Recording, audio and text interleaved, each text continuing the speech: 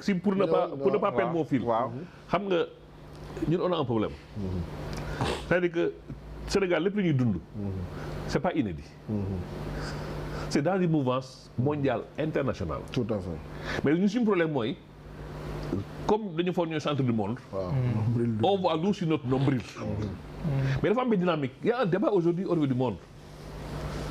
Avec la crise de la démocratie représentative, on a vu souvent, c'est les gouvernants élus démocratiquement qui tuent les institutions démocratiques qui les ont mis au pouvoir. Ça, c'est pas une tendance seulement, c'est pas une tendance seulement sénégalaise. Il faut que nous regardions affaire c'est dans une dynamique géopolitique, dans une dynamique mondiale. Donc souvent. Ousmane Sonko ndax nekkul si yoon boobu. maa ngi ñëw fa laay jëm si c'est non nekkul si yoon boobu c'est une dynamique boo xam ne et puis le Sénégal n'échappe pas à la marche de l'histoire. Souvent les phénomènes c'est des phénomènes historiques ay cycles yu am ci science politique la wala ci géopolitique. Donc dans la plupart des pays xam nga sax avant ñu émission maa la koy wax. ma nga naan dafa am benn tendance léegi. xam nga des gens comme Ousmane Sonko. On dit que Ousmane Sonko c'est un populiste. Avec beaucoup de langage sur le mot populiste. C'est devenu une valise, on met ce qu'on veut. Et pour la plupart des gens, populiste renvoie à démagogie. Ça n'a rien à voir. Mais aujourd'hui, il y a une question qui doit s'interroger, toujours dans cette dynamique-là. Depuis 2 ou 3 ans, tous les partis, que ce soit en Europe, Hongrie, France, Angleterre, Italie, Hongrie, en Amérique latine, avec Chavez, Maduro, même aux États-Unis. Tous les partis, tous les partis qui arrivent au pouvoir, c'est des partis estampillés, partis populistes. C'est la montée du populisme. Et pourtant, tous ces partis-là, les gens les amènent au pouvoir. Ça doit nous pousser à nous interroger. D'accord. Est-ce qu'aujourd'hui, et en ce moment, aux États-Unis, en Amérique latine, en Europe, il y a un débat qui se pose. Est-ce qu'aujourd'hui, le populisme, parce que le populisme, en fait, contrairement aux autres idéologies, ce n'est pas une idéologie. Parce qu'on voit des partis populistes, Front National, extrême droite, Amérique latine, c'est des partis très gauche. Les insoumis en France.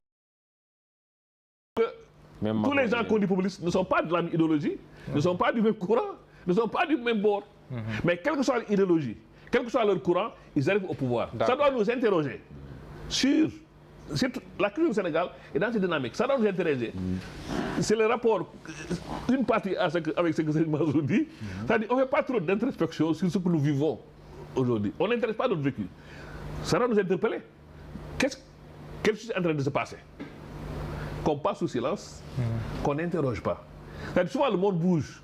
Mais quand on est trop centré sur soi-même, on n'est pas dans la dynamique. Et ce qui se passe aujourd'hui, par rapport à ce que suggère, comme dit Mansour, moi je pense qu'il va le faire au niveau de l'Assemblée. Mais aussi, des fois on a des démarches politiques, des démarches de provocation.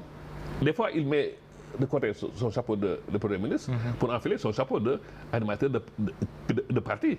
Parce que comme je veux. Quand il y a réponse, le politique ou le Premier ministre? Les deux, parce qu'en fait, la position du politique est déterminée par la situation.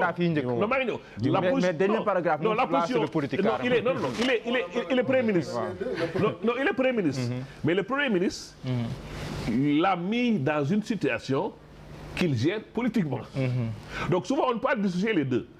Et puis le Premier ministre, Sonko, il est avant tout politique. Et je dirais même Sonko, il est Premier ministre parce que c'est pas, lui c'est le politique. Lui, c'est la bête de scène.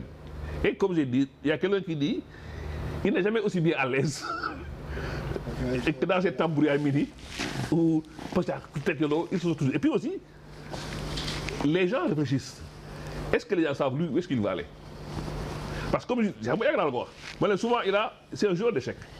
Il a souvent 2 coups d'avance. Il m'a annoncé, c'est pas forcément pour le job. Des fois aussi, on brûle les pistes. Mais c'est un jeu aussi. Et sur ce point-là, il a renversé. Et tu vas voir. Peut-être on aura un dénouement surprenant. Mais même Abdou Mbow de ma bête, je m'attendais à ce que mon ordre, par exemple, que demain, si il y a d'orientation budgétaire, nous devons poser acte fort. Non, mais ils n'en ont pas fait allusion. te ñoom seen majorité mënoon nañu comme bëgg di ko masoo rek lu déboîté delloo bagg bi loolu jarul coow jarul annonce jarul tentamar ñoom ñoo seen majorité ñu ngi assemblée bi bu leen neexoon la preuve on a vu des lois fast track ay vitesse supersonique ko loo xam ne on règle ça en 6 mois il faut ça en 2-3 jours donc moo tax am na benn waaye bu ne ce n'est pas pour rien qu'on dit un règlement frauduleux maintenant ce qu'il faut dire mooy peut-être un jour on comprendra qu'est-ce qui est dans le frauduleux là. D'accord.